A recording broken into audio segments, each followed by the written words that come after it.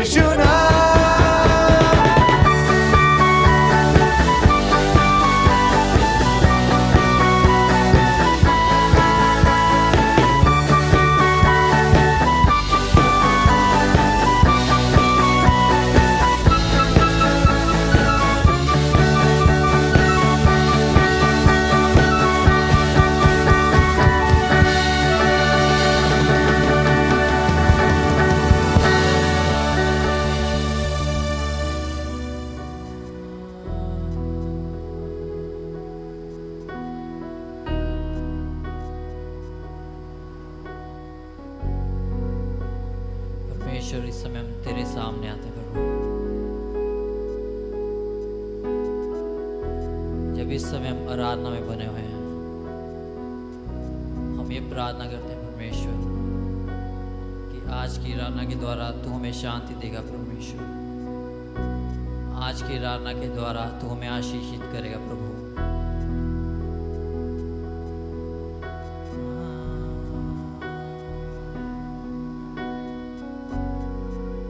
क्यों ना इस समय हम अपना ध्यान कुछ वचनों की ओर लगाएं जो गिनती 6:24 से 26 है।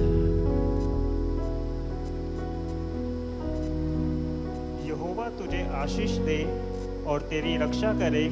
यहोवा तुझ पर अपने मुख का प्रकाश चमकाए और तुझ पर अनुग्रह करे। यहोवा अपना मुख तेरी ओर करे और तुझे शांति दे। हालेलुया।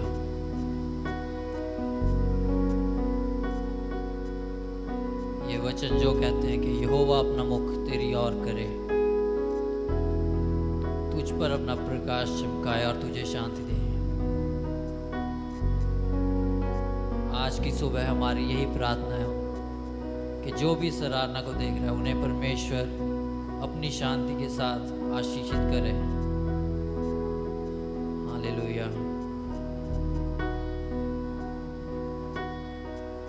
इस समय क्यों ना हम अपना ध्यान सिर्फ और सिर्फ परमेश्वर की तरफ रखें और जो भी आसपास चीजें हमारा ध्यान भटका रही हैं उन्हें हम यीशु के नाम से इसी समय खंडित करें। तेरी आराधना करते परमेश्वर।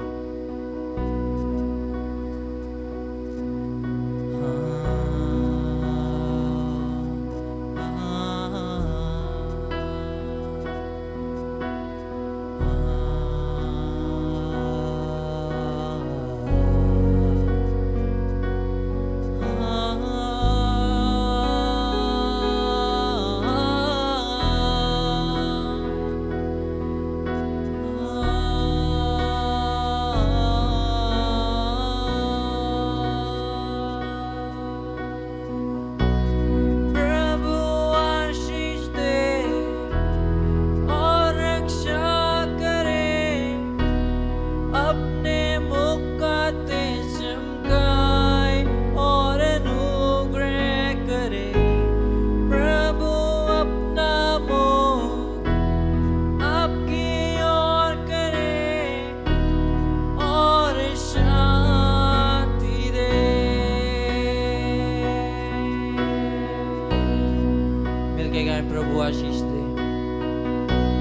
प्रभु आशीष दे और रक्षा करे, अपने मुख का तेज चमकाए और अनुग्रह करे।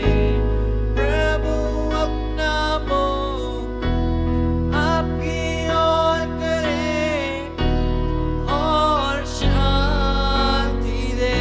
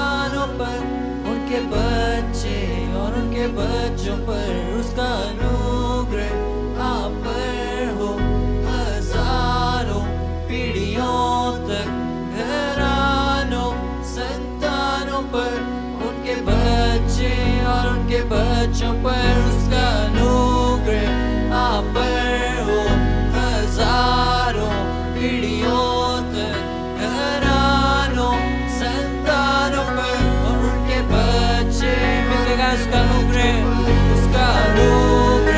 आप पर हो हजारों पीढ़ियों तक घरानों संतानों पर उनके बच्चे उसकी हजूरी आप पर हो आपके आगे और पीछे चारों ओर आपके अंदर वो साथ है हर भोर को हर शाम को आपके आने जाने में रात में खुशियों में भी वो आपकी और है वो आपकी और है वो आपकी और है वो आपकी और है वो आपकी और है वो आपकी और है वो आपकी और है वो आपकी और है ओ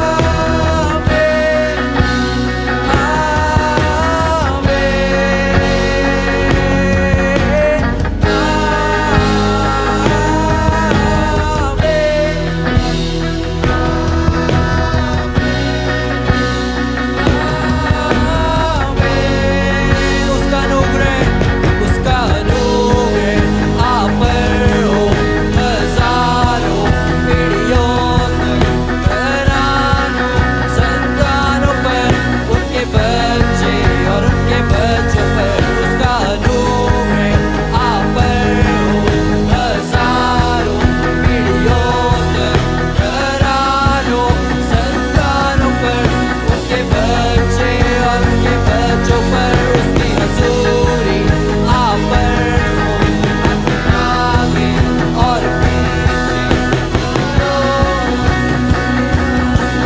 वो साथ है हर भोर को हर शाम को आपके आने जाने में मिलाप में खुशियों में भी वो आपकी और है वो आपकी और है वो आपकी और है वो आपकी और है वो आपकी और है वो आपकी और है वो आपकी और है वो आपकी और है ओ बापे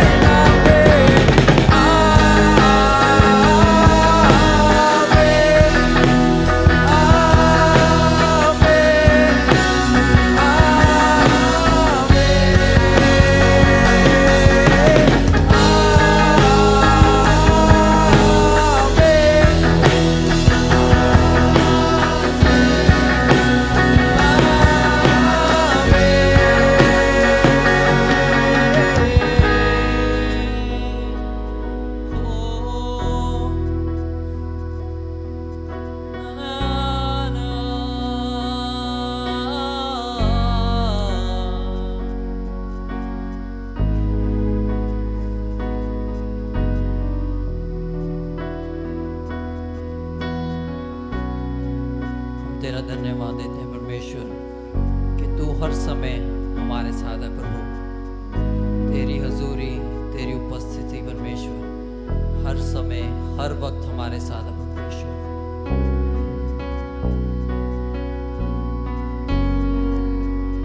हालेलुया। क्यों ना इस समय पवित्र आत्मा का स्वागत अपने जीवनों में करें। जहां से भी आप आज की आराधना देख रहे हैं परमेश्वर, पवित्र आत्मा और उसका अनुग्रह आपके साथ है। कलीसिया क्यों ना इस समय अपनी आवाज़ों को उठाकर पवित्र आत्मा की बढ़ाई करें, पवित्र आत्मा की प्रशंसा करें। हालेलुया। जिन्हें भी अन्य भाषा का वरदान मिला है, क्यों ना थोड़ी देर उसकी आराधना अन्य भाषा के बीच में करें। आमीन।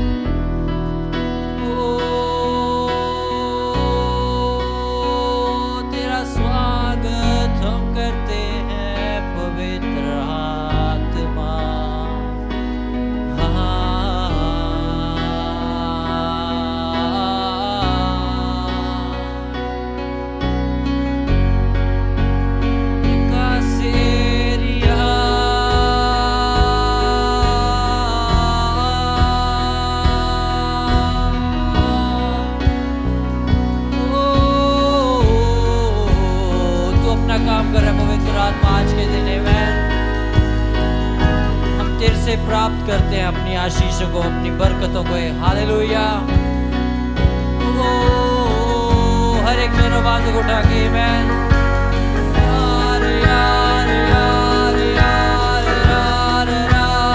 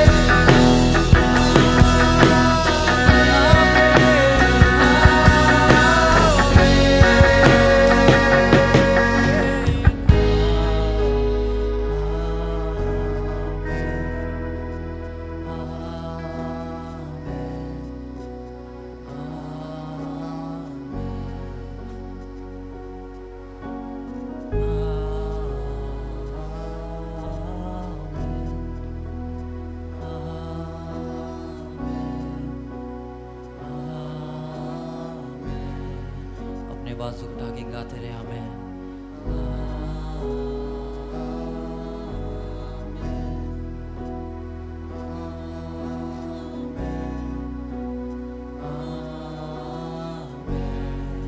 विश्वास के साथ आमेन।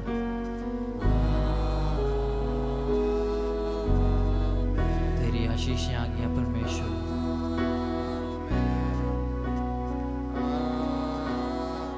उसे हम अपने जीवन में लेते हैं। आमेन।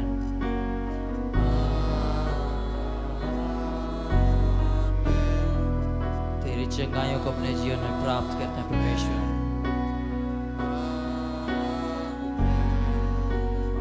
आर्थिक चंगाई को परमेश्वर, शारीरिक चंगाई को परमेश्वर, मानसिक चंगाई को परमेश्वर,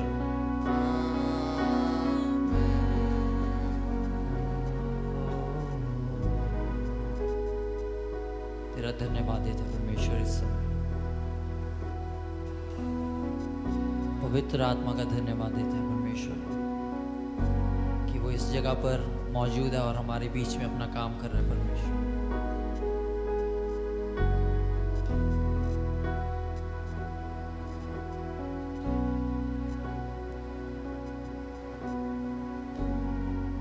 हालेलुया। परमेश्वर इस समय हम आज के दिन के लिए धन्यवाद देते हैं परमेश्वर कि सुंदर आराधना करने का मौका तूने हमें दिया परमेश्वर।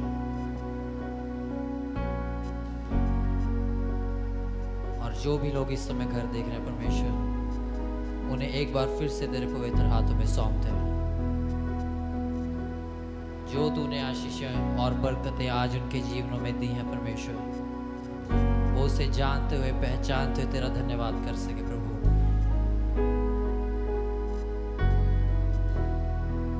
और आने वाले समय को भी तेरे शक्तिशाली हाथों में देते हैं परमेश्वर। इस आराधना को, इस आराधना को तेरे हाथों में देते हुए हम यीशु के नाम से मांगते हैं, आमीन।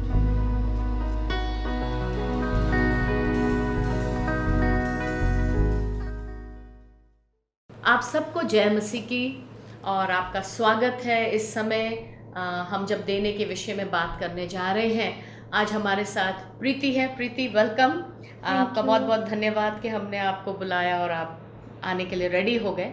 तो हम कुछ क्वेश्चंस पूछेंगे प्रीति से और वो अपने अनुभवों को बताएगी इस लॉकडाउन के दौरान, और मुझे उम्मीद है कि ये सारी बातें आपको ज़रूर आशीषित करेंगी। सो प्रीति, सबसे पहले हम शुरुआत करते हैं इस क्वेश्चन से, जो आम एक क्वेश्चन सबके मन में आया होगा, आपके भी मन में, कि लॉकडाउन के दौरान आपके लाइफ में, आपके परिवार के लाइफ में क्या क्या चुनौतियाँ थी?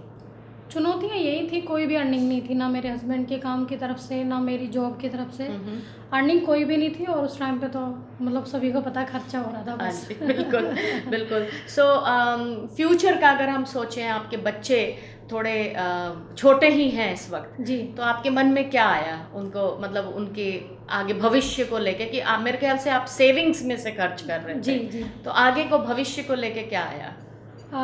फ्यूचर के लिए यही था कि अभी तो चलो सेविंग्स में से चल रहा है, पर आगे क्या होगा, क्योंकि अर्निंग कोई भी नहीं थी और लग ही रहा था कि अगर अभी कुछ काम नहीं है तो आगे चल के भी ये जल्दी हैंडल नहीं होने नहीं हम हैंडल होएगा। तो क्या इस बात ने हम जैसा कि जानते हैं आपके लिए और भी कुछ विश्वासी हैं जो देने में हमेशा वफादार रहे हैं। जब चर्च खुला भी रहता था, आप हमेशा देने में आपने कभी कोई कमी नहीं छोड़ी अपने। तो इस समय क्या इस बात ने आपके देने को प्रभावित किया? मुझे तो मतलब कि इतना नहीं परेशानी हुई प्रभु को देने में, क्योंकि मैंने जब से इस बारे में जाना कि प्रभु को देना चाहिए और ये बहुत ज़रूरी है और उसे अपनी लाइफ में खुद देखा, तो जब से मेरा यही है कि मैंने देना, तो इस टाइम में भी मतलब जो भी था उसमें से मैं प्रभु को टाइट ज़रूर दे रही थी।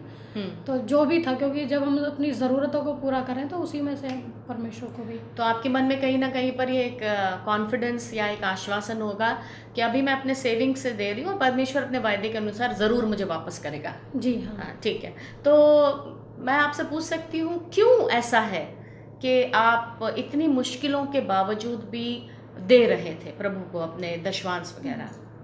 वो इसीलिए क्योंकि मैंने उसके प्यार को अपने जीवन में देखा है, और एक बार नहीं कई बार जब से मैंने प्रभु को दिया और उसकी आशीष को अपने जीवन में पाया, और भी कई तरीक़ों से, तो तब से मुझे ये था कि हाँ मुझे परमेश्वर को देना है। और सिर्फ एक ये नहीं कि हाँ देना पड़ेगा, बल्कि ये कि हाँ क्योंकि वो मेरा पिता है और वो मेरी हर एक ज़रूरत को पूरा करता है, तो मैं अपनी ज़रूरतों में से उसको कुछ अंश दे ही सकती हूँ। बिल्कुल। और हम क्या मुँह दिखाएंगे उसको? तो यही था कि जब भी परमेश्वर के पास जाएंगे तो मैं कैसे कहूँगी कि मैं अभी दे ही नहीं पा रही हूँ, क्योंकि जब मैं अपनी ज़रूरतों को पूरा कर सकती हूँ तो ऑब्वियसली उसे भी दे सकती हूँ। वही मैंने एक बार कहा भी था कि अगर हमारे टेबल पर खाना है जी, अगर हमारे पास पहनने के लिए कपड़े हैं, और अगर हम कोई भी एक नई चीज़ खरीद रहे हैं या सब्जी भी हो अगर खरीद रहे हैं, इसका मतलब हमारे पास है।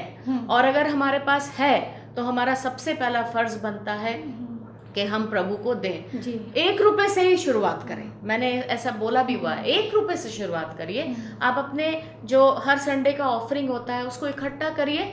ना केवल हम अपने चर्च के मसीहों को, विश्वासियों को कहते हैं कि आप चर्च में अपना भेंट दशवांश बाइबल की आज्ञा के अनुसार लेकर आइए, पर अगर आप कोई और भी इस प्रोग्राम को देख रहा है, आप जिस भी चर्च में जाते हैं, आप देने के प्रति वफादार रहिए, क्योंकि परमेश्वर आपको पलटा देगा। कोई मनुष्य नहीं, परंतु परमेश्वर आपके देने को देखता है।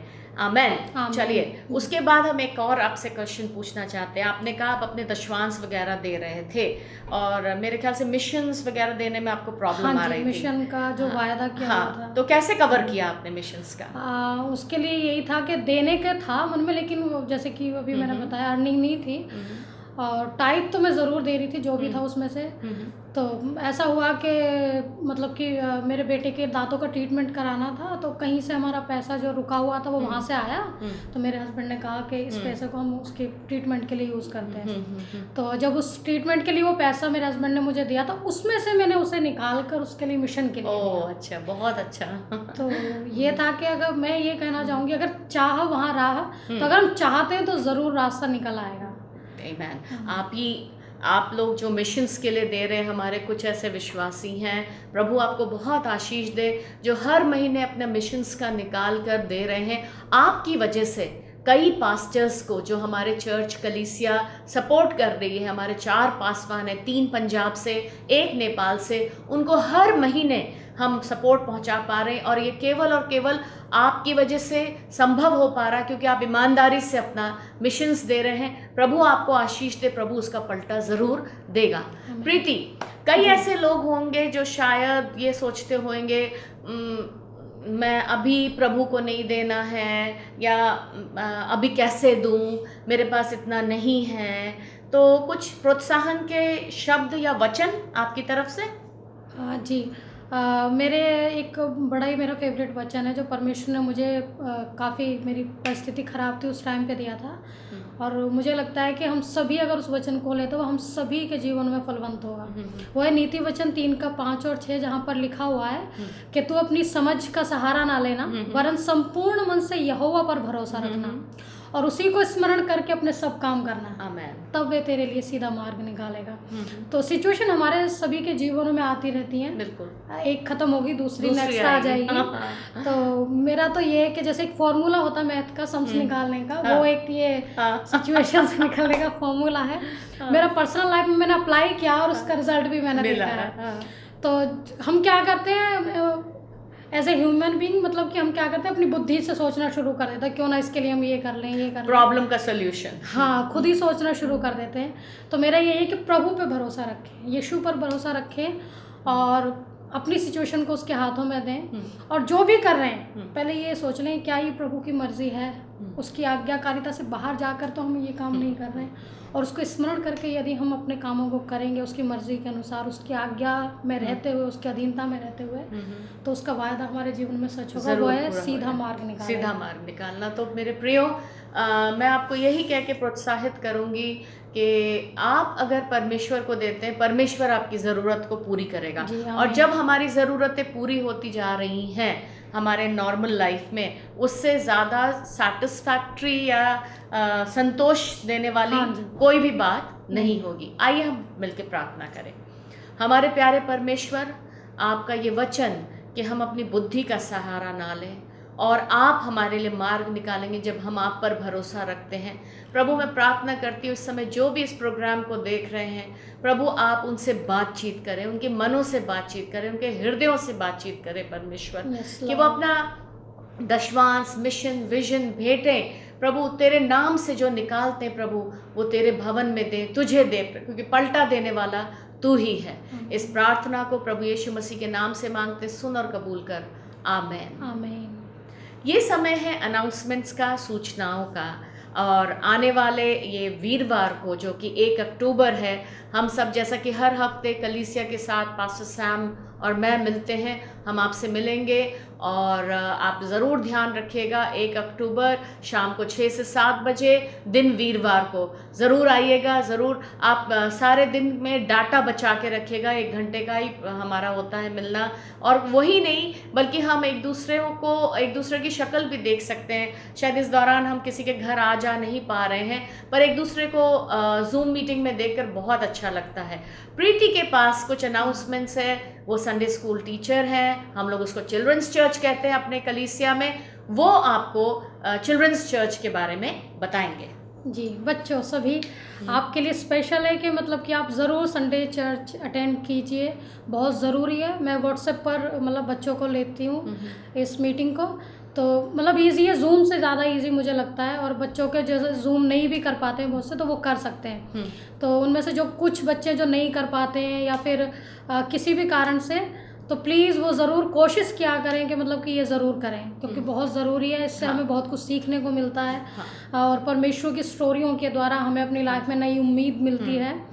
तो इवन कि मैं पेरेंट्स को भी ज़रूर कहूँगी वो अपने बच्चों को ज़रूर ध्यान Interest लें, करें, क्योंकि अगर बच्चे कई बार नहीं करना चाहते तो माँ बाप होते हुए आपका ये फ़र्ज़ बनता है कि आप अपने बच्चों को इस चीज़ में ज़रूर कराएं, क्योंकि आपके बच्चों की भलाई के लिए है। बिल्कुल। और पास्टर सैम की बहुत इच्छा है कि अक्टूबर पहले हफ्ते तक कलीसिया खोल दी जाए, पर 30 सितंबर को पंजाब सरकार की तरफ से ये हमें मैसेज मिलेगा, पंजाब में ये मैसेज मिलेगा कि कितने लोग इकट्ठा हो सकते हैं, तो उसी के बिना पर हम अपना फैसला ले सकते हैं। तो अभी तक हमें लगा था 21 सितंबर, पर 30 सितंबर को हमें मैसेज मिलेगा और हम उसके बाद जितनी भी जल्दी हो सके ज़रूर इकट्ठा होना चाहेंगे, आप सबसे मिलना चाहेंगे, आप सबके साथ मिलकर हम संगति रखना चाहेंगे। तब तक प्रार्थना में बने रहें, एक दूसरे के लिए प्रार्थना करें। प्रभु आप सबको आशीष दे। जय मसीह। जय मसीह। ਪ੍ਰਭੂ ਯੀਸ਼ੂ ਮਸੀਹ ਦੇ ਨਾਂ 'ਤੇ ਤੁਹਾਡੇ ਸਾਰਿਆਂ ਦਾ ਸਵਾਗਤ ਹੈ। ਅੱਜ ਦੇ ਦਿਨ ਇਸ ਪ੍ਰਭੂ ਦੇ ਵਚਨ ਦੇ ਵੱਲ ਅਸੀਂ ਧਿਆਨ ਦੇਣ ਵਾਲੇ ਹਾਂ ਅਤੇ ਇੱਕ ਬਹੁਤ ਹੀ ਮੁੱਖ ਵਿਸ਼ੇ ਹੈ ਜਿਸ ਦੇ ਬਾਰੇ ਮੈਂ ਤੁਹਾਨੂੰ ਕੁਝ ਗੱਲਾਂ ਵੰਡਣਾ ਚਾਹਾਂਗਾ।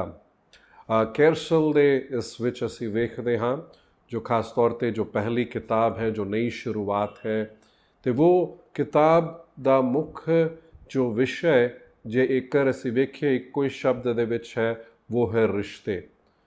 ਸਾਡਾ ਮਸੀਹੀ ਜੀਵਨ ਇੱਕ ਇਸ ਤਰ੍ਹਾਂ ਦਾ ਜੀਵਨ ਹੈ ਜੋ ਬਿਨਾਂ ਰਿਸ਼ਤੇ ਦਾ ਸੰਭਵ ਹੀ ਨਹੀਂ ਹੈ।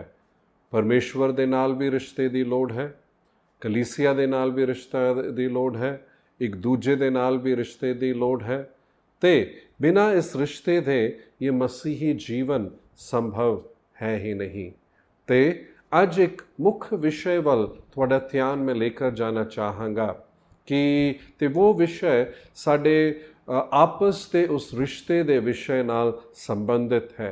ਤੁਸੀਂ ਇਹ ਗੱਲ ਮੰਨੋਗੇ ਕਿ ਸਾਡੇ ਆਪਸ ਦੇ ਵਿੱਚ ਇੱਕ ਰਿਸ਼ਤੇ ਨੂੰ ਕਾਇਮ ਕਰਨਾ ਇੱਕ ਸੌਖਾ ਕੰਮ ਹੈ ਨਹੀਂ, ਬਹੁਤ ਹੀ ਔਖਾ ਹੈ। ਅਤੇ ਮਸੀਹੀ ਜੀਵਨ ਵਿੱਚ ਬਾਈਬਲ ਸਾਫ਼ ਦੱਸਦੀ ਹੈ ਕਿ ਕਿਸ ਤਰੀਕੇ ਨਾਲ ਸਾਨੂੰ ਇੱਕ ਦੂਜੇ ਦੇ ਨਾਲ ਇੱਕ ਰਿਸ਼ਤੇ ਨੂੰ ਕਾਇਮ ਕਰਨਾ ਹੈ। ਸਭ ਤੋਂ ਵੱਡਾ ਹੁਕਮ ਜੋ ਪ੍ਰਭੂ ਯੀਸ਼ੂ ਮਸੀਹ ਨੂੰ ਸਗੋਂ ਪੁੱਛਿਆ ਗਿਆ ਸੀ, ਉਹ ਜਦ ਫਰੀਸੀ ਆਏ ਯੀਸ਼ੂ ਮਸੀਹ ਨੂੰ ਫਸਾਉਣ ਦੀ ਕੋਸ਼ਿਸ਼ ਵਿੱਚ ਸੀ, ਅਤੇ ਪ੍ਰਭੂ ਯੀਸ਼ੂ ਮਸੀਹ ਉੱਥੇ ਕਹਿੰਦੇ ਹਨ ਕਿ ਤੁਸੀਂ ਆਪਣੇ ਪਰਮੇਸ਼ਵਰ ਨੂੰ ਆਪਣੇ ਪੂਰੇ ਬਲ, ਪੂਰੇ ਪ੍ਰਾਣ, ਪੂਰੇ ਮਨ ਦੇ ਨਾਲ ਕੀ ਕਰੋ, ਪਿਆਰ ਕਰੋ, ਅਤੇ ਉਸੀ ਸਮਾਨ ਤੁਸੀਂ ਆਪਣੇ ਗੁਆਂਢੀ ਨੂੰ ਆਪਣੇ ਸਮਾਨ ਪਿਆਰ ਕਰੋ ਕਰਕੇ ਪ੍ਰਭੂ ਯੀਸ਼ੂ ਮਸੀਹ ਨੇ ਕਿਹਾ ਕਿ ਇਹ ਸਭ ਤੋਂ ਵੱਡਾ ਹੁਕਮ ਹੈ ਜਿਸ ਦਾ ਪਾਲਨ ਕਰਨਾ ਹੈ। ਅਤੇ ਉਸ ਪੂਰੇ ਨਵੇਂ ਨਿਯਮ ਦੇ ਵਿੱਚ ਹੀ ਅਸੀਂ ਕਈ ਥਾਵਾਂ 'ਤੇ ਵੇਖ ਸਕਦੇ ਹਾਂ ਜਿੱਥੇ ਪ੍ਰਭੂ ਦਾ ਵਚਨ ਇਹ ਕਹਿੰਦਾ ਹੈ ਕਿ ਸਾਨੂੰ ਆਪਸ ਦੇ ਵਿੱਚ ਇੱਕ ਦੂਜੇ ਨੂੰ ਪਿਆਰ ਕਰਨਾ ਹੈ।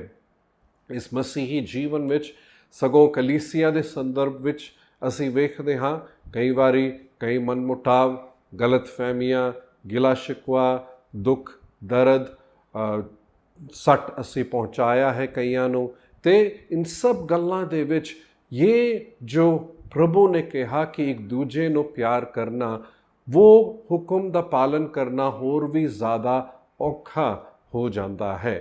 ਅਤੇ ਅੱਜ ਮੈਂ ਇਸੀ ਵਿਸ਼ੇ ਦੇ ਸੰਬੰਧ ਵਿੱਚ ਇੱਕ ਵਚਨ ਹੈ ਜੋ ਮੈਂ ਸਮਝਦਾ ਕਿ ਬਹੁਤ ਹੀ ਮਹੱਤਵਪੂਰਨ ਹੈ।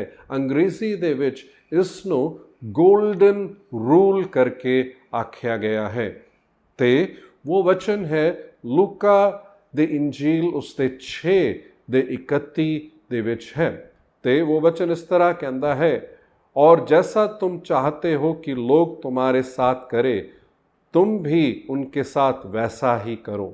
ਜਿਵੇਂ ਤੁਸੀਂ ਚਾਹੁੰਦੇ ਹੋ ਕਿ ਲੋਕੀ ਤੁਹਾਡੇ ਨਾਲ ਕਰੇ, ਉੱਦਾਂ ਹੀ ਤੁਸੀਂ ਉਹਨਾਂ ਦੇ ਨਾਲ ਕਰੋ। ਅਤੇ ਇਹ ਵਚਨ ਵੱਲ ਅੱਜ ਅਸੀਂ ਥੋੜ੍ਹਾ ਜਿਹਾ ਇਸ ਦੀ ਗਹਿਰਾਈ ਦੇ ਵੱਲ ਧਿਆਨ ਦਿੰਦੇ ਹੋਏ ਅਤੇ ਇਸ ਨੂੰ ਅਸੀਂ ਆਪਣੇ ਜੀਵਨ ਦਾ ਵੀ ਇੱਕ ਗੋਲਡਨ ਰੂਲ, ਇੱਕ ਇਸ ਤਰ੍ਹਾਂ ਦਾ ਨਿਯਮ ਬਣਾ ਲਏ ਕਿ ਅਸੀਂ ਇਸ ਦਾ ਪਾਲਨ ਕਰਨ ਵਾਲੇ ਰਹੀਏ। 2 ਮਿੰਟ ਸੋਚ ਕੇ ਵੇਖੋ, ਜੇ ਪੂਰੀ ਦੁਨੀਆ ਦੇ ਵਿੱਚ ਹਰ ਇੱਕ ਇਸ ਦਾ ਪਾਲਨ ਜੇ ਕਰੇ ਤਾਂ ਫਿਰ ਦੁਨੀਆ ਕਿੰਨਾ ਵਧੀਆ ਹੋ ਜਾਵੇਗਾ। ਹੁਣ ਦੁਨੀਆ ਦੇ ਵਿੱਚ ਆਉਣਾ ਹੈ ਤਾਂ ਇਸ ਦੀ ਸ਼ੁਰੂਆਤ ਕੱਲੇ ਵਿਅਕਤੀ ਦੇ ਨਾਲ ਹੋਣਾ ਚਾਹੀਦਾ ਹੈ। ਕੱਲੇ ਵਿਅਕਤੀ ਦੇ ਨਾਲ ਸ਼ੁਰੂ ਹੋਣਾ ਹੈ ਤਾਂ ਇਸ ਦੀ ਸ਼ੁਰੂਆਤ ਮੇਰੇ ਤੋਂ ਹੋਣਾ ਬਹੁਤ ਜ਼ਰੂਰੀ ਹੈ। ਹੁਣ ਜਦ ਮੈਂ ਇਹ ਗੱਲ ਦੱਸ ਵੀ ਰਿਹਾ ਹਾਂ, ਮੈਂ ਇਹ ਤਾਂ ਬਿਲਕੁਲ ਵੀ ਨਹੀਂ ਮੰਨਾਂਗਾ ਕਿ ਮੈਂ ਬਿਲਕੁਲ ਹੀ ਪਰਫੈਕਟ ਹਾਂ ਇਸ ਵਿਸ਼ੇ ਦੇ ਵਿੱਚ। ਮੈਨੂੰ ਆਪ ਵੀ ਇਸ ਨੂੰ ਆਪਣੇ ਜੀਵਨ ਦੇ ਵਿੱਚ ਹੋਰ ਜ਼ਿਆਦਾ ਲਾਗੂ ਕਰਨ ਦੀ ਲੋੜ ਹੈ। ਨਾਲੇ ਮੈਂ ਇਹ ਜ਼ਰੂਰ ਦੱਸਾਂਗਾ ਕਿ ਇਹ ਕਰਨਾ ਸੌਖਾ ਬਿਲਕੁਲ ਨਹੀਂ ਹੈ, ਪਰ ਅਸੀਂ ਸਿੱਧ ਬੇਸ਼ੱਕ ਨਹੀਂ ਹੈ, ਅਸੀਂ ਬਿਹਤਰ ਤਾਂ ਹੋ ਸਕਦੇ ਹਾਂ ਇਸ ਕੰਮ ਦੇ ਵਿੱਚ ਕਿ ਜੋ ਮੈਂ ਸੀ ਪਹਿਲਾਂ ਹੁਣ ਮੈਂ ਉੱਦਾਂ ਨਹੀਂ ਪਰ ਹੋਰ ਬਿਹਤਰ ਹੁੰਦਾ ਜਾ ਰਿਹਾ ਹਾਂ। ਤੋ ਚਲੋ ਅਸੀਂ ਇसी ਵਿਸ਼ੇ ਦੇ ਵੱਲ ਥੋੜੀ ਡੂੰਘਾਈ ਦੇ ਵਿੱਚ ਅਸੀਂ ਵੇਖੀਏ। 3 ਪ੍ਰਸ਼ਨ ਹੈ ਜਿਸ ਦਾ ਅਸੀਂ ਜਵਾਬ ਅੱਜ ਦੇ ਦਿਨ ਪਾਈਏ। तो पहला ये है कि इस वचन ਦਾ ਮਤਲਬ ਕੀ ਹੈ। ਦੂਜਾ ਪ੍ਰਸ਼ਨ ਜੋ ਅਸੀਂ ਵੇਖਾਂਗੇ, ਇਸ ਹੁਕਮ ਦਾ ਪਾਲਨ ਕਰਨ ਲਈ ਆਮ ਤੌਰ ਤੇ ਕਿਹੜੀ ਰੁਕਾਵਟਾਂ ਹੈ। ਤੇ ਤੀਜਾ ਹੈ ਕਿ ਮੈਂ ਕਿਸ ਤਰੀਕੇ ਨਾਲ ਇਸ ਹੁਕਮ ਦਾ ਪਾਲਨ ਆਪਣੇ ਜੀਵਨ ਵਿੱਚ ਕਰ ਸਕਦਾ ਹਾਂ। ਠੀਕ, ਕਿਉਂਕਿ ਅੱਜ ਜਦ ਅਸੀਂ ਉਸ ਨੂੰ ਸੁਣ ਰਹੇ ਹਾਂ ਤਾਂ ਇसी ਮਕਸਦ ਦੇ ਨਾਲ ਕਿ ਮੈਂ ਆਪ ਵੀ ਇਸ ਹੁਕਮ ਦਾ ਪਾਲਨ ਕਰਨ ਵਾਲਾ ਰਹਿ ਸਕਾਂ। ਤੋ ਇਸ ਵਚਨ ਦੇ ਵੱਲ ਅਸੀਂ ਜੇਕਰ ਧਿਆਨ ਦੇ ਤਾਂ ਇਹ ਵਚਨ ਕੀ ਕਹਿੰਦਾ ਹੈ ਕਿ ਜਿਵੇਂ ਤੁਸੀਂ ਚਾਹੁੰਦੇ ਹੋ ਕਿ ਬਾਕੀ ਤੁਹਾਡੇ ਨਾਲ ਕਰੇ, ਉੱਦਾਂ ਹੀ ਤੁਸੀਂ ਉਹਨਾਂ ਦੇ ਨਾਲ ਕਰੋ। ਤੇ ਅਸੀਂ ਵੇਖਦੇ ਹਾਂ ਸਧਾਰਨ ਸ਼ਬਦਾਂ ਦੇ ਵਿੱਚ ਅਸੀਂ ਵੇਖੀਏ, ਜੇ ਮੈਂ ਚਾਹੁੰਦਾ ਹਾਂ ਕਿ ਬਾਕੀ ਮੇਰੇ ਨਾਲ ਚੰਗਾ ਵਿਵਹਾਰ ਕਰੇ ਤਾਂ ਇਹ ਵਚਨ ਕਹਿੰਦਾ ਹੈ ਕਿ ਮੈਂ ਉਹਨਾਂ ਦੇ ਨਾਲ ਚੰਗਾ ਵਿਵਹਾਰ ਕਰਾਂ। ਜੇ ਮੈਂ ਚਾਹੁੰਦਾ ਹਾਂ ਕਿ ਬਾਕੀ ਮੈਨੂੰ ਆਦਰ ਦੇ ਤਾਂ ਇਹ ਵਚਨ ਕਹਿੰਦਾ ਕਿ ਮੈਂ ਉਹਨਾਂ ਨੂੰ ਆਦਰ ਦੇਵਾਂ। ਜੇ ਮੈਂ ਚਾਹੁੰਦਾ ਹਾਂ ਕਿ ਬਾਕੀ ਮੈਨੂੰ ਤਸੱਲੀ ਦੇ ਤਾਂ ਇਹ ਵਚਨ ਕਹਿੰਦਾ ਹੈ ਕਿ ਮੈਂ ਬਾਕੀਆਂ ਨੂੰ ਤਸੱਲੀ ਦੇਵਾਂ। ਜੇ ਮੈਂ ਚਾਹੁੰਦਾ ਹਾਂ ਕਿ ਬਾਕੀ ਮੈਨੂੰ ਜੈ ਮਸੀਹ ਦੀ ਕਹੇ, ਮੈਨੂੰ ਵਿਸ਼ ਕਰੇ, ਤਾਂ ਮੈਨੂੰ ਉਹ ਕਰਨਾ ਚਾਹੀਦਾ ਹੈ। ਆਮ ਤੌਰ ਤੇ ਅਸੀਂ ਕਿਸ ਤਰ੍ਹਾਂ ਦੇ ਦੁਨੀਆ ਵਿੱਚ ਹੈ ਤੇ ਇਸ ਤਰ੍ਹਾਂ ਦੇ ਸੋਚ ਦੇ ਵਿੱਚ ਢਲੇ ਵੀ ਹੋਏ ਹੈ ਕਿ ਉਹ ਕਰੇ ਤਾਂ ਫਿਰ ਮੈਂ ਕਰਾਂਗਾ ਕਰਕੇ। ਪਰ ਇੱਥੇ ਪ੍ਰਭੂ ਇਸ ਵਚਨ ਦੇ ਦੁਆਰਾ ਕੀ ਕਹਿਣਾ ਚਾਹ ਰਿਹਾ, ਇਸ ਦਾ ਮਤਲਬ ਕੀ ਹੈ ਕਿ ਪਹਿਲਾਂ ਅਸੀਂ ਉਸ ਨੂੰ ਕਰੀਏ, ਇਸ ਤੋਂ ਪਹਿਲਾਂ ਕਿ ਅਸੀਂ ਉਹਨਾਂ ਤੋਂ ਉਸ ਗੱਲ ਦੀ ਉਮੀਦ ਰੱਖੇ। ਇਹ ਬਹੁਤ ਹੀ ਇੱਕ ਔਖਾ ਕੰਮ ਹੈ। ਠੀਕ, तो पर यही वचन कह रहा है, तुसी चाहते हो कि वो ਤੁਹਾਡੇ ਲਈ ਇਹ ਕਰੇ तो प्रभु कहता है तुसी उन्हां दे ਲਈ ਪਹਿਲਾਂ ਇਹ ਕੰਮ ਕਰੋ। ਹੁਣ ਇੱਕ ਹੋਰ ਵਚਨ ਵੱਲ ਤੁਹਾਡਾ ਧਿਆਨ ਲੇਕਰ ਜਾਣਾ ਚਾਹੁੰਦਾ ਹਾਂ। ਮਤੀ ਦੀ ਇੰਜੀਲ ਉਸ ਦੇ 5 ਅਧਿਆਇ ਦੇ 47 आयत ਦੇ ਵਿੱਚ ਵੇਖਦੇ ਹਾਂ कि और यदि तुम केवल अपने भाइयों को ही नमस्कार करो तो कौन सा बड़ा काम कर रहे हो, क्या अन्य जाति भी ऐसा नहीं करते। इधर इस वचन दे वल ध्यान दो तो यीशु मसीह कह रहे हैं कि तुसी अपने भरा नूं नमस्कार आखोगे ते वो केड़ी वड्डी गल है कि अन्य जाति दे लोग की भी इस तरह नहीं करते। कहने का मतलब कि जेकर एक व्यक्ति तुहाडे लई कुछ चंगा करता है तो उसदे लई चंगा करना सौखा है, मतलब औखा है नहीं। तो पर प्रश्न या गल ये है कि प्रभु चाहुंदा है कि ये जो असी चाहते हाँ कि बाकी साडे लिए करे, असी उन्हां दे लिए करे, ये सिर्फ उन लोगों तक सीमित नहीं है जो साडे लिए चंगा करते हैं। ये वो हुक्म है जिसका पालन असी जद दूजे हर एक दे नाल रिश्ता कायम करते हैं, उन्हां दे नाल भी इस तरह करिए। जिन्हां नूं असी पसंद करते हैं उन्हां दे नाल ये काम करना कोई वड्डी गल नहीं है। जो मैनू प्यार करते हैं उन्हां नूं प्यार करना कोई वड्डी गल नहीं है। जो मैनू विश करते हैं उन्हां नूं विश करना कोई वड्डी गल नहीं है। पर उत्थे गल आंदी है, जे वो मैनू प्यार नहीं करता है तो मैं उसनूं प्यार करा, वो मैनू आदर नहीं देंदा है तो मैं उसनूं आदर देवां। ਹੁਣ ਇੱਥੇ ਇੱਕ ਮੁੱਖ ਗੱਲ ਜਿਸ ਦੇ ਵੱਲ ਧਿਆਨ ਦੇਣ ਦੀ ਵੀ ਲੋੜ ਹੈ, ਖਾਸ ਤੌਰ ਤੇ ਅਸੀਂ ਜੋ ਆਪਣੇ ਜੀਵਨ ਵਿੱਚ ਪ੍ਰਭੂ ਪਰਮੇਸ਼ਵਰ ਦੇ ਉਸ ਸ਼ਮਾ ਨੂੰ अनुभव किया है। जो प्रभु ने जिस तरह असी हैं उसी तरीके नाल सानू स्वीकार किया है, उस चीज़ नू भी मन विच रखन दी बहुत ज़्यादा लोड़ है। कहन दा ये मतलब कि मैं उन्हां दे लई वो करा क्योंकि मैं चाहता कि वो मेरे लिए करे, नाल ही क्योंकि परमेश्वर ने मेरे जीवन दे विच उस तरह दा किता है। कहने का मतलब परमेश्वर है जिसने मैनू पहला प्यार किया सी। मैं योग्य नहीं हाँ उसके प्यार दा, मैं बिल्कुल लायक नहीं हाँ उसके उस प्यार दा, पर फिर भी उसने प्यार किया, फिर भी मैनू क्षमा किया, फिर भी मैनू मौका दिता है, फिर भी अपनी दया मेरे जीवन दे विच प्रगट की है। ते प्रभु चाहुंदा है कि इस विषय नू भी असी अपने मन दे विच जरूर रखिए। प्रिय भाई ते भैन, जिस तरह मैं कहा यह सौखा नहीं है, पर यही है जो प्रभु चाहुंदा है कि असी अपने जीवन दे विच करन वाले रहिए। ते असी अपने जीवन दे विच ठान ले कि प्रभु हाँ मैं ये करन लई अपने आप नू समर्पण करदा।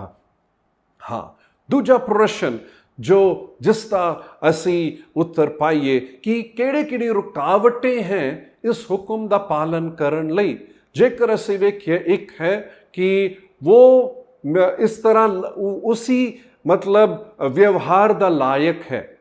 कहने का मतलब की है कि उसने बुरा किया है, उस दे नाल बुरा होना ही चाहिए है। उसने लोकां नू निरादर दिखाया है, उसकी निरादर होनी चाहिए। इदा दा ही है, इस तरह ही होना चाहिए करके वो सोच मन विच रखते हुए असी भी उन्हां दे नाल उस तरह ही व्यवहार करते हैं।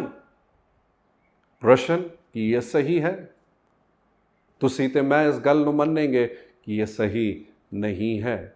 2 मिनट सोचने वाली गल यह है कि प्रभु जे इस तरह मेरे नाल करदा तो की मैं अज जिंदा रहिंदा। दूजा है मेरा मन नहीं करता है, मेरा मन नहीं करता है।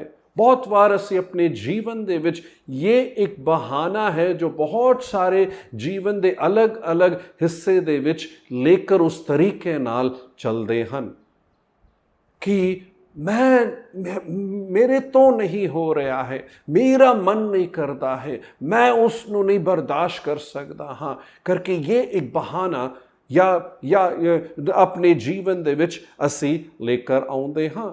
तीजी गल है असी जो अपने स्वार्थ वल केंद्रित हैं। कहने का मतलब असी इंसान स्वार्थी है, अपना ही सोचता है। उसने मेरे नाल इस तरह किया, उसने मैनू इस तरह कहा, उसने की है मेरे जीवन दे विच मैं जो किया वो नहीं वेख्या करके असी मैं अपना सिर्फ अपने बारे ही सोचते हैं। साडे सामने सिर्फ असी ही दिखते हैं। जद ये इसनू असी अपने जीवन दे विच रखिए तो इस हुक्म दा पालन करना होर भी औखा हुंदा जांदा है। ते होर भी असी वेखदे हाँ कि कई सठ अते दुख ते दर्द दा जो सामना असी अपने जीवन विच किता है वो भी एक तरीके दे नाल एक रुकावट दी तरह बन जाता है कि उसने मैनू 60 पहुँचाया है, उसने मेरे नाल इस तरह किया है करके वो 60 नू असी जो है अपने जीवन दे विच इन्ना पाल पोस के रखते हैं कि उस 60 दे कारण असी एक तरीके नाल अपने आप नू सगों एक शैल या इस तरह उस दे नाल ढक लेंदे हैं कि असी उस तो बाहर नहीं निकलना चाहते। उस तरह ढक के रख के अपने दिल नू असी सगों अंदर ही अंदर कठोर करते रहंदे हैं। दर्द, मैं बिल्कुल गलत नहीं रहांगा ये कहन विच कि असी सारे ही हैं जो अपने जीवन दे विच दुख ते दर्द ते 60 साडे जीवन दे विच पहुँचाया गया है।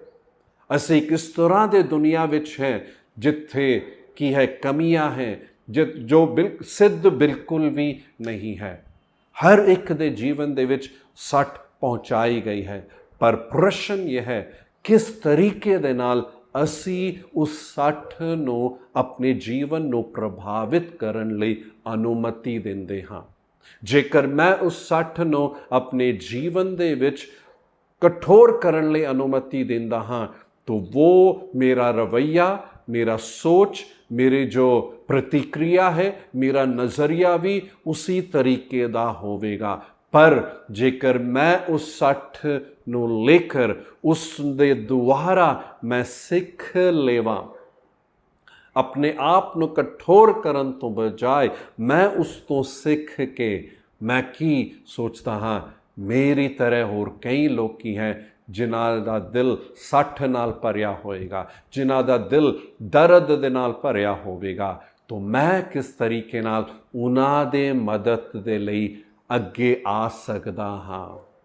ਦੋਨੋਂ ਹੀ ਨਜ਼ਰੀਏ ਦੇ ਵਿੱਚ ਜ਼ਮੀਨ ਅਸਮਾਨ ਦਾ ਫਰਕ। ਇੱਕ ਦੇ ਵਿੱਚ ਆਪਣੇ ਦਿਲ ਨੂੰ ਕਠੋਰ ਕਰ ਦਿੱਤਾ ਹੈ, ਪਰ ਦੂਜੇ ਦੇ ਵਿੱਚ ਕੀ ਹੈ, ਮੈਂ ਉਸ ਦੇ ਦੁਆਰਾ ਸਿੱਖ ਕੇ ਹੁਣ ਮੈਂ ਆਪਣੇ ਬਾਰੇ ਸੋਚ ਹੀ ਨਹੀਂ ਰਿਹਾ ਹਾਂ, ਪਰ ਹੋਰਾਂ ਦੇ ਬਾਰੇ ਸੋਚਦੇ ਹੋਏ ਮੈਂ ਯਹੀ ਵੇਖ ਰਿਹਾ ਹਾਂ ਕਿ ਮੈਂ ਉਹਨਾਂ ਦੇ ਲਈ ਕਿਸ ਤਰੀਕੇ ਨਾਲ ਇੱਕ ਆਸ਼ੀਸ਼ ਦਾ ਕਾਰਨ ਬਣ ਸਕਾਂ। ਇੱਕ ਹੋਰ ਕਾਰਨ, ਬਹੁਤ ਵਾਰ ਅਸੀਂ ਆਪਣੀ ਤੁਲਨਾ ਬਾਕੀਆਂ ਦੇ ਨਾਲ ਕਰਦੇ ਹਨ, ਠੀਕ ਹੈ।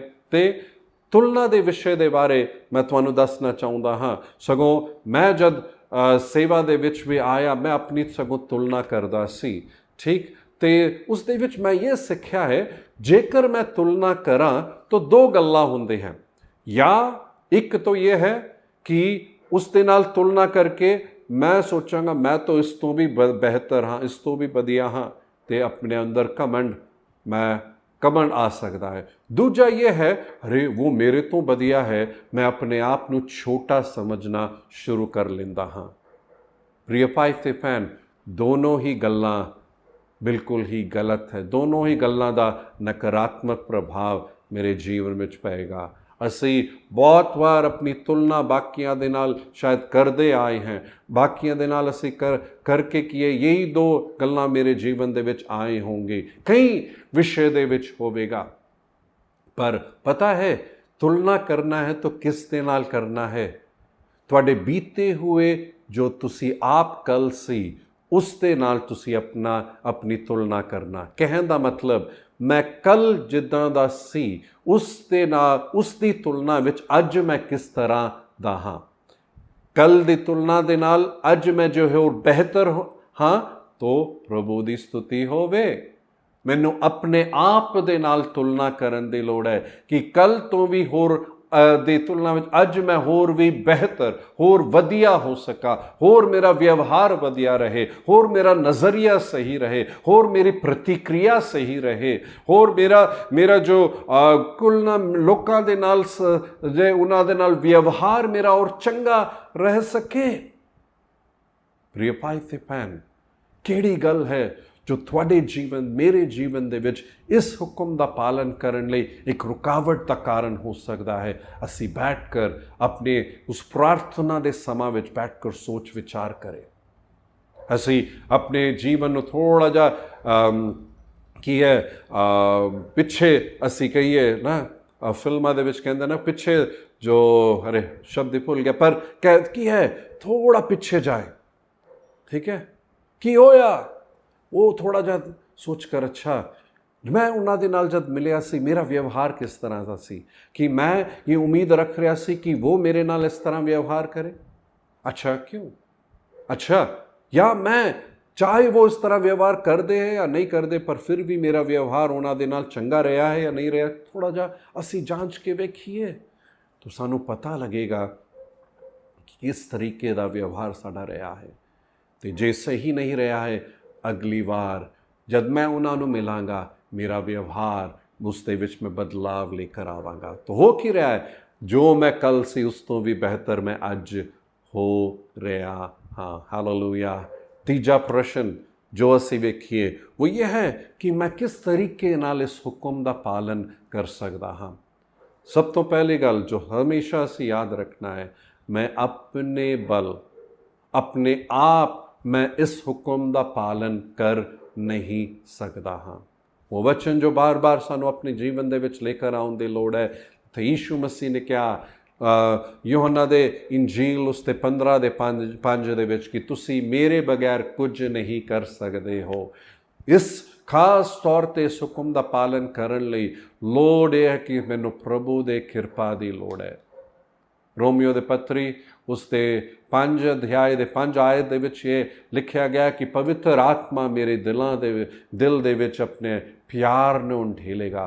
ਉਹ ਪਿਆਰ ਦੀ ਲੋੜ ਹੈ, ਉਸਦੇ ਉਸ ਕਿਰਪਾ ਦੀ ਲੋੜ ਹੈ। ਮੈਂ ਆਪਣੇ ਜੀਵਨ ਦੇ ਵਿੱਚ ਉਸ ਸਵਾਰਥ ਨੂੰ ਅੱਗੇ ਨਹੀਂ ਲੈ ਕੇ ਆਵਾਂ। ਮੈਂ ਆਪਣੇ ਜੀਵਨ ਦੇ ਵਿੱਚ ਉਸ ਸੱਠ ਨੂੰ ਮੈਂ ਕੀ ਹੈ ਉਸ ਨੂੰ ਮੈਂ ਪਾਲ ਪੋਸ ਕੇ ਉਸ ਨੂੰ ਮੈਂ ਆਪਣੇ ਦਿਲ ਨੂੰ ਕਠੋਰ ਕਰਨ ਵਾਲਾ ਨਾ ਰਹਾਂ, ਪਰ ਵਹੀ ਚੋਟ ਕੀ ਹੈ ਮੇਰਾ ਜ਼ਖਮ ਠੀਕ ਹੋ ਜਾਵੇ ਤੇ ਮੇਰਾ ਦਿਲ ਕਠੋਰ ਹੋਣ ਤੋਂ ਬਜਾਏ ਨਰਮ ਹੁੰਦਾ ਜਾਏ। ਪਵਿੱਤਰ ਆਤਮਾ ਮੇਰੇ ਜੀਵਨ ਦੇ ਵਿੱਚ ਉਸ ਸੱਠ ਨੂੰ ਚੰਗਾ ਕਰ ਸਕੇ। ਪਵਿੱਤਰ ਆਤਮਾ ਮੇਰੇ ਸ਼ਾਇਦ ਉਸ ਕਠੋਰ ਦਿਲ, ਮੇਰਾ ਦਿਲ ਕਠੋਰ ਹੋ ਗਿਆ ਹੈ, ਉਸ ਕਠੋਰ ਦਿਲ ਨੂੰ ਪਵਿੱਤਰ ਆਤਮਾ ਕੀ ਹੈ ਨਰਮ ਕਰੇ। ਉਹ ਆਪਣੇ ਪਿਆਰ ਦੇ ਨਾਲ ਭਰ ਤੇ ਹਾਲੇਲੂਇਆ। वो प्यार ਦੀ ਲੋੜ ਹੈ। ਦੂਜਾ ਕੰਮ ਇਹ ਹੈ ਕਿ ਮੈਂ ਆਪਣੇ ਵੱਲ ਧਿਆਨ ਦੇਣ ਤੋਂ ਬਜਾਏ ਮੈਂ ਕੀ ਹੈ ਹੋਰਾਂ ਵੱਲ ਧਿਆਨ ਦੇਣ ਵਾਲਾ ਰਹਿ ਸਕਾਂ। ਆਪਣੇ ਵੱਲ ਧਿਆਨ ਨਾ ਦੇ। ਡਾਕਟਰ ਕੈਰੋਲਾਈਨ ਲੀਫ ਕਰਕੇ ਜੋ ਬ੍ਰੇਨ ਸਾਇੰਟਿਸਟ ਹੈ, ਪਹਿਲਾਂ ਵੀ ਅਸੀਂ ਉਹਨਾਂ ਦਾ ਜ਼ਿਕਰ ਕੀਤਾ ਹੈ, ਉਹ ਇੱਕ ਥਾਂ 'ਤੇ ਇਹ ਕਹਿੰਦੇ ਹਨ ਕਿ ਪਰਮੇਸ਼ਵਰ ਨੇ ਇਨਸਾਨ ਦੀ ਰਚਨਾ ਪਿਆਰ ਕਰਨ ਲਈ ਰਚਿਆ ਹੈ। ਪਰਮੇਸ਼ਵਰ ਨੇ ਇਨਸਾਨ ਦੀ ਰਚਨਾ ਪਿਆਰ ਕਰਨ ਲਈ ਰਚਿਆ ਹੈ। ਕਹਿਣ ਦਾ ਮਤਲਬ ਇਹ ਹੈ, ਉਹ ਇਹ ਕਹਿਣਾ ਚਾਹ ਰਹੇ ਸੀ ਮੈਂ ਜਿੰਨਾ ਪਿਆਰ ਕਰਾਂਗਾ ਉਨਾ ਹੀ ਮੇਰੇ ਮਾਨਸਿਕ, ਭਾਵਨਾਤਮਕ, ਸਰੀਰ ਦੇ ਵਿੱਚ ਸਕਾਰਾਤਮਕ ਪ੍ਰਭਾਵ ਪਏਗਾ। ਕਹਿਣ ਦਾ ਇਹ ਮਤਲਬ ਵੀ ਹੈ ਕਿ ਜੇਕਰ ਪਿਆਰ ਕਰਨ ਤੋਂ ਬਜਾਏ ਮੈਂ ਆਪਣੇ ਜੀਵਨ ਵਿੱਚੋਂ ਨਫ਼ਰਤ, ਈਰਖਾ, ਜਲਨ, ਆਪਣੇ ਦਿਲ ਨੂੰ ਕਠੋਰ ਕਰਾਂ, ਆਪਣੇ ਦਿਲ ਦੇ ਵਿੱਚ ਕੜਵਾਹਟ ਮੈਂ ਪਾਲ ਪੋਸ ਕੇ ਰੱਖਾਂ, ਤਾਂ ਉਸ ਦਾ ਮੇਰੇ ਦਿਮਾਗ ਵਿੱਚ ਵੀ, ਮੇਰੇ ਭਾਵਨਾਵਾਂ ਦੇ ਵਿੱਚ ਵੀ, ਮੇਰੇ ਸਰੀਰ ਦੇ ਵਿੱਚ ਵੀ ਨਕਾਰਾਤਮਕ ਪ੍ਰਭਾਵ ਪਏਗਾ। ਪ੍ਰਿਯ ਭਾਈ ਤੇ ਭੈਣ, ਆਪਣੇ ਵੱਲ ਧਿਆਨ ਦੇਣ ਤੋਂ ਬਜਾਏ ਦੂਜਿਆਂ ਦੇ ਵੱਲ ਜਦ ਧਿਆਨ ਦਿੰਦੇ ਹਾਂ, ਦੂਜਿਆਂ ਦਾ ਵੀ ਭਲਾ ਹੋਵੇਗਾ, ਮੇਰਾ ਵੀ ਭਲਾ ਹੋਵੇਗਾ, ਕਿਉਂਕਿ ਮੈਂ ਉਹਦੇ ਲਈ ਰਚਿਆ ਗਿਆ ਹਾਂ। ਹਾਲੇਲੂਇਆ। ਪ੍ਰਭੂ ਦੇ ਉਸ ਕਿਰਪਾ ਦੇ ਦੁਆਰਾ ਮੈਂ ਆਪਣੇ ਜੀਵਨ ਦੇ ਵਿੱਚ ਉਸ ਤਰੀਕੇ ਦੇ ਨਾਲ ਕਦਮ ਚੁੱਕ ਸਕਾਂ। ਤੀਜਾ ਕਾਰਨ ਜੋ ਹੈ ਕਿ ਜਦ ਅਸੀਂ ਦੂਜਿਆਂ ਨੂੰ ਉਸ ਔਖੇ ਹਾਲਤ ਦੇ ਵਿੱਚ ਵੇਖਦੇ ਹਾਂ, ਮੁਸ਼ਕਿਲ ਦੇ ਵਿੱਚ ਵੇਖਦੇ ਹਾਂ, ਅਸੀਂ ਮਦਦ ਦੇ ਲਈ ਅੱਗੇ ਆ ਸਕੀਏ। ਸ਼ਾਇਦ ਉਸ ਵਿਅਕਤੀ ਨੂੰ ਤਸੱਲੀ ਦੀ ਲੋੜ ਹੈ, ਸ਼ਾਇਦ ਉਸ ਵਿਅਕਤੀ ਨੂੰ ਆਰਥਿਕ ਮਦਦ ਦੀ ਲੋੜ ਹੈ, ਸ਼ਾਇਦ ਉਸ ਵਿਅਕਤੀ ਨੂੰ ਬਸ ਸਾਡੇ ਇੱਕ ਫੋਨ ਕਾਲ ਦੀ ਹੀ ਸ਼ਾਇਦ ਲੋੜ ਹੈ, ਸ਼ਾਇਦ ਉਸ ਵਿਅਕਤੀ ਨੂੰ ਬਸ ਸਾਡੀ ਉਪਸਥਿਤੀ ਦੀ ਉੱਥੇ ਲੋੜ ਹੈ। ਤਾਂ ਅਸੀਂ ਜ਼ਰੂਰ ਅੱਗੇ ਆਈਏ ਤੇ ਉਹਨਾਂ ਦੇ ਨਾਲ ਖੜੇ ਹੋਈਏ। ਸ਼ਾਇਦ ਉਹ ਸਾਡੇ ਨਾਲ ਨਹੀਂ ਖੜੇ ਹੋਏ ਹੋਣਗੇ, ਸ਼ਾਇਦ ਉਹਨਾਂ ਨੇ ਸਾਡੀ ਪਰਵਾਹ ਨਹੀਂ ਕੀਤੀ ਹੋਗੀ, ਪਰ ਜਦ ਅਸੀਂ ਕਦਮ ਚੁੱਕਾਂਗੇ ਤਾਂ ਸੰਭਵ ਇਹ ਹੈ ਕਿ ਉਹਨਾਂ ਨੂੰ ਵੀ ਅਹਿਸਾਸ ਹੋ ਸਕਦਾ ਹੈ ਤੇ ਉਹ ਵੀ ਉਸ ਤਰ੍ਹਾਂ ਕਰਨ ਵਾਲੇ ਬਣ ਜਾਏंगे। ਹੋ ਕੀ ਰਿਹਾ ਹੈ, ਸਾਡਾ ਚੰਗਾ ਪ੍ਰਭਾਵ ਉਹਨਾਂ ਨੂੰ ਪ੍ਰਭਾਵਿਤ ਕਰ ਰਿਹਾ ਹੈ। ਹਾਲੇਲੂਇਆ। ਕਿੰਨਾ ਚੰਗਾ ਰਹੇਗਾ। ਪ੍ਰਿਯ ਭਾਈ ਤੇ ਭੈਣ, ਆਪਣਾ ਅਸੀਂ ਜੇ ਕਰ ਸਕਦੇ ਕਰੇ। ਸ਼ਾਇਦ ਕਦੇ ਕੁਝ ਇਸ ਤਰ੍ਹਾਂ ਸ਼ਾਇਦ ਉਹਨਾਂ ਦੀ ਕੁਝ ਜ਼ਰੂਰਤ ਹੈ ਤੇ ਉਸ ਜ਼ਰੂਰਤ ਨੂੰ ਸ਼ਾਇਦ ਬੇਸ਼ੱਕ ਅਸੀਂ ਪੂਰਾ ਨਾ ਵੀ ਕਰ ਪਾਏ, ਘੱਟੋ ਘੱਟ ਅਸੀਂ ਉਹਨਾਂ ਨੂੰ ਪ੍ਰਾਰਥਨਾ ਦੇ ਵਿੱਚ ਤੋਂ ਯਾਦ ਕਰੀਏ, ਘੱਟੋ ਘੱਟ ਉਹਨਾਂ ਦਾ ਹਾਲ ਚਾਲ ਤੋਂ ਅਸੀਂ ਪੁੱਛ ਹੀ ਸਕਦੇ ਹਾਂ। ਉਹੀ ਚੀਜ਼ ਉਸ ਵਿਅਕਤੀ ਨੂੰ ਤਸੱਲੀ ਵੀ ਦੇ ਸਕਦੇ ਹੈ। ਪ੍ਰਿਯ ਭਾਈ ਤੇ ਭੈਣ, ਮੈਂ ਤੁਹਾਨੂੰ ਪ੍ਰੋਤਸਾਹਿਤ ਕਰਨਾ ਚਾਹੁੰਦਾ ਹਾਂ, ਇੱਕ ਇਸ ਤਰ੍ਹਾਂ ਦਾ ਕਦਮ ਤੁਸੀਂ ਜ਼ਰੂਰ ਚੁੱਕੋ। ਇੱਕ ਹੋਰ ਕੰਮ ਜੋ ਕਰਨ ਦੀ ਲੋੜ ਹੈ कि ਉਹਨਾਂ ਨੂੰ क्षमा करे, बेशक ਉਹਨਾਂ ਨੇ ਸਾਡੇ ਤੋਂ क्षमा ना ਮੰਗਿਆ ਹੋਵੇ। प्रिय भाई ते भैन, क्षमा ਕਰਨ ਦਾ ਚੰਗਾ ਅਸਰ ਸਾਡੇ ਜੀਵਨ ਵਿੱਚ ਹੋਵੇਗਾ, ਪਰ ਜੇਕਰ ਅਸੀਂ ਉਹਨਾਂ ਨੂੰ क्षमा ਨਾ ਕਰੇ तो ਸਾਨੂੰ ਵੀ ਸਾਡੇ ਜੀਵਨ ਦੇ ਵਿੱਚ ਵੀ ਉਸ ਦਾ ਨਕਾਰਾਤਮਕ ਪ੍ਰਭਾਵ ਪਏਗਾ, ਤੇ ਉਸ ਵਿਅਕਤੀ ਨੂੰ ਪਏਗਾ ਜਾਂ ਨਹੀਂ ਪਏਗਾ ਉਹ ਡਿਪੈਂਡ ਕਰਦਾ ਹੈ, ਇਸ ਗੱਲ ਤੇ ਡਿਪੈਂਡ ਕਰਦਾ ਹੈ ਕਿ ਅਸੀਂ ਉਹਨਾਂ ਦੇ ਨਾਲ ਮਿਲਾਂਗੇ ਤੇ ਸਾਡਾ ਵਿਵਹਾਰ ਉਹਨਾਂ ਦੇ ਨਾਲ ਚੰਗਾ ਨਹੀਂ ਹੋਏਗਾ, ਤੇ ਕਿਉਂਕਿ ਸਾਡਾ ਵਿਵਹਾਰ ਚੰਗਾ ਨਹੀਂ ਹੋਵੇਗਾ ਤਾਂ ਉਹਨਾਂ ਨੂੰ ਉਸ ਦਾ ਅਸਰ ਪੈ ਸਕਦਾ ਹੈ। ਪਰ ਜੇਕਰ ਅਸੀਂ ਮਿਲਦੇ ਨਹੀਂ ਹੈ ਜਾਂ ਸ਼ਾਇਦ ਅਸੀਂ ਉੱਪਰ ਅਸੀਂ ਉਹਨਾਂ ਨੂੰ ਚੰਗੇ ਤਰੀਕੇ ਨਾਲ ਮਿਲਦੇ ਹਾਂ ਤਾਂ ਅਸਰ ਸ਼ਾਇਦ ਉਸ ਨੂੰ ਨਾ ਪਏਗਾ, ਪਰ ਤੁਹਾਨੂੰ ਅਤੇ ਮੈਨੂੰ ਤਾਂ ਪਏਗਾ ਹੀ ਜੇ ਆਪਣੇ ਦਿਲ ਦੇ ਵਿੱਚ ਅਸੀਂ ਉਸ ਵਿਅਕਤੀ ਨੂੰ क्षमा ਨਹੀਂ ਕੀਤਾ ਹੈ। ਮੈਂ ਇਹ ਜ਼ਰੂਰ ਮੰਨਦਾ ਹਾਂ ਸੌਖਾ ਨਹੀਂ ਹੈ, ਪਰ ਉੱਥੇ ਹੀ ਹੈ ਪਰਮੇਸ਼ਵਰ ਦੀ ਕਿਰਪਾ ਦੀ ਲੋੜ ਹੈ। ਆਖਿਰ 'ਚ ਇੱਕ ਗੱਲ ਕਹਿ ਕੇ ਮੈਂ ਖਤਮ ਕਰਨਾ ਚਾਹਾਂਗਾ, ਇਨ ਸਭ ਗੱਲਾਂ ਦੇ ਵਿੱਚ ਅਸੀਂ ਆਪਣੇ ਮਸੀਹ ਨੂੰ ਯਾਦ ਕਰੀਏ। ਹਾਲੇਲੂਇਆ। ਪ੍ਰਭੂ ਨੇ ਜੋ ਮੇਰੇ ਨਾਲ ਕੀਤਾ ਹੈ ਮੈਂ ਉਸ ਨੂੰ ਉਹੀ ਬਾਕੀਆਂ ਦੇ ਨਾਲ ਕਰਨ ਵਾਲਾ ਬਣ ਜਾਵਾਂ। ਪ੍ਰਿਯ ਭਾਈ ਤੇ ਭੈਣ, ਅਸੀਂ ਚਾਹੁੰਦੇ ਹਾਂ ਕਿ ਬਾਕੀ ਇਸ ਤਰੀਕੇ ਦੇ ਨਾਲ ਸਾਡੇ ਨਾਲ ਵਿਵਹਾਰ ਕਰੇ। ਲੋੜ ਇਹ ਹੈ ਜੋ ਅਸੀਂ ਚਾਹੁੰਦੇ ਹਾਂ ਕਿ ਬਾਕੀ ਸਾਡੇ ਨਾਲ ਕਰੇ, ਅਸੀਂ ਉਹਨਾਂ ਦੇ ਨਾਲ ਉਸੇ ਤਰੀਕੇ ਨਾਲ ਕਰਨ ਵਾਲੇ ਬਣ ਜਾਏ। ਇਸ ਹੁਕਮ ਦਾ ਪਾਲਨ ਕਰਨ ਲਈ ਪਰਮੇਸ਼ਵਰ ਆਪਣੀ ਕਿਰਪਾ ਉਸਨੇ ਦੇ ਦਿੱਤਾ ਹੈ ਜਿਸ ਨੂੰ ਅਸੀਂ ਲੈ। ਪਰਮੇਸ਼ਵਰ ਨੇ ਆਪਣਾ ਪਿਆਰ ਉਂਢੇਲ ਦਿੱਤਾ ਹੈ ਕਿ ਅਸੀਂ ਆਪਣੇ ਦਿਲ ਨੂੰ ਖੋਲੇ ਕਿ ਉਹ ਪਿਆਰ ਸਾਡੇ ਦਿਲ ਦੇ ਵਿੱਚ ਆਏ। ਪਰਮੇਸ਼ਵਰ ਆਪਣੀ ਸ਼ਕਤੀ ਉਸਨੇ ਦੇ ਦਿੱਤੀ ਹੈ ਜਿਸ ਨੂੰ ਅਸੀਂ ਲੈ ਕਰ ਇਸ ਨੂੰ ਕਰਨ ਵਾਲੇ ਬਣ ਸਕੀਏ, ਇੱਕ ਇੱਕ ਕਦਮ ਅਸੀਂ ਚੁੱਕ ਸਕੇ। ਸ਼ਾਇਦ ਪਹਿਲੀ ਵਾਰ ਜਦ ਕੋਸ਼ਿਸ਼ ਕਰਾਂਗੇ ਨਹੀਂ ਹੋਵੇਗਾ, ਸ਼ਾਇਦ ਬਿਲਕੁਲ ਬਹੁਤ ਮੁਸ਼ਕਿਲ ਹੋਵੇਗਾ, ਅਸੀਂ ਸ਼ਾਇਦ ਬਰਦਾਸ਼ਤ ਨਹੀਂ ਕਰ ਸਕਦੇ। ਸ਼ਾਇਦ ਜਦ ਪਹਿਲੀ ਵਾਰ ਅਸੀਂ ਕਦਮ ਚੁੱਕਾਂਗੇ ਉਹਨਾਂ ਦੇ ਨਾਲ ਉਸ ਤਰੀਕੇ ਨਾਲ ਕਰਾਂਗੇ ਤਾਂ ਸ਼ਾਇਦ ਉਸ ਵਿਅਕਤੀ ਦੀ ਪ੍ਰਤੀਕਿਰਿਆ ਸਾਡੇ ਪ੍ਰਤੀ ਚੰਗਾ ਨਹੀਂ ਹੋਵੇਗਾ, ਪਰ ਕੋਈ ਗੱਲ ਨਹੀਂ। ਸ਼ਾਇਦ ਦੂਜੀ ਵਾਰ ਵੀ ਅਸੀਂ ਜਦ ਕਰਾਂਗੇ ਸ਼ਾਇਦ ਨਹੀਂ ਹੋਵੇਗਾ, ਤੀਜੀ ਵਾਰ ਵੀ ਅਸੀਂ ਕਰਾਂਗੇ ਨਹੀਂ ਹੋਵੇਗਾ, ਸ਼ਾਇਦ ਕਈ ਵਾਰ, ਪਰ ਜਦ ਅਸੀਂ ਕਰਦੇ ਰਹਾਂਗੇ ਤਾਂ ਬਦਲਾਵ ਸਾਡੇ ਜੀਵਨ ਵਿੱਚ ਆਵੇਗਾ, ਸਾਡੇ ਦਿਮਾਗ ਦੇ ਵਿੱਚ, ਸਾਡੇ ਭਾਵਨਾਵਾਂ ਦੇ ਵਿੱਚ, ਸਾਡੇ ਸਰੀਰ ਦੇ ਵਿੱਚ ਆਵੇਗਾ, ਸਾਡੇ ਵਿਵਹਾਰ ਦੇ ਵਿੱਚ ਆਵੇਗਾ, ਤੇ ਉਹ ਹੌਲੀ ਹੌਲੀ ਦੂਜਿਆਂ ਨੂੰ ਵੀ ਪ੍ਰਭਾਵਿਤ ਕਰੇਗਾ। ਪ੍ਰਿਯ ਭਾਈ ਤੇ ਭੈਣ, ਇਸ ਦੇ ਵਿੱਚ ਧੀਰਜ ਦੀ ਲੋੜ ਹੈ, ਇਸ ਦੇ ਵਿੱਚ ਬਰਦਾਸ਼ਤ ਕਰਨ ਦੀ ਸ਼ਕਤੀ ਦੀ ਲੋੜ ਹੈ, ਇਸ ਦੇ ਵਿੱਚ ਬਾਕੀਆਂ ਨੂੰ क्षमा ਕਰਨ ਦੀ ਲੋੜ ਹੈ, ਪਰ ਪ੍ਰਭੂ ਸਾਨੂੰ ਕਿਰਪਾ ਦੇਗਾ। ਹਾਲੇਲੂਇਆ। ਉਸ ਨੂੰ ਲੈ ਕਰ ਅਸੀਂ ਕਰੀਏ। ਇਸ ਸਮਾਂ ਆਪਣੇ ਅੱਖਾਂ ਨੂੰ ਅਸੀਂ ਬੰਦ ਕਰਦੇ ਹੋਏ ਪ੍ਰਾਰਥਨਾ ਕਰਾਂਗੇ। ਪਿਆਰੇ ਸਵਰਗੀ ਪਿਤਾ, ਅਸੀਂ ਤੁਹਾਡੇ ਹਜ਼ੂਰੀ ਦੇ ਵਿੱਚ ਇਸ ਸਮਾਂ ਪ੍ਰਭੂ ਇਸੀ ਵਚਨ ਨੂੰ ਲੈ ਕਰ ਸਮਰਪਣ ਕਰਦੇ ਹਾਂ। ਪ੍ਰਭੂ, ਇਸ ਹੁਕਮ ਦਾ ਪਾਲਨ ਆਪਣੇ ਬਲ ਦੇ ਦੁਆਰਾ ਕਰਨਾ ਸੰਭਵ ਨਹੀਂ ਹੈ। ਪਵਿੱਤਰ ਆਤਮਾ, ਅਸੀਂ ਆਪਣੇ ਜੀਵਨ ਨੂੰ, ਆਪਣੇ ਦਿਲ ਨੂੰ ਤੁਹਾਡੇ ਹੱਥਾਂ ਦੇ ਵਿੱਚ ਸੌਂਪਦੇ ਹਾਂ।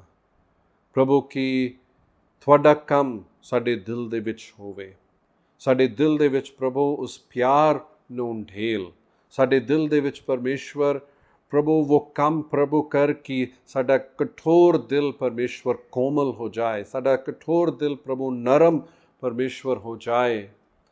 ਪਵਿੱਤਰ ਆਤਮਾ, ਇਹ ਸਮਾਂ ਵੀ ਪ੍ਰਭੂ ਹਰ ਇੱਕ ਜੋ ਪ੍ਰਭੂ ਬੈਠੇ ਹੋਏ ਆਪਣੇ ਥਾਂ ਤੇ ਪਰਮੇਸ਼ਵਰ, ਇਸ ਸਮਾਂ ਤੁਹਾਡਾ ਕੰਮ ਹੋ ਸਕੇ।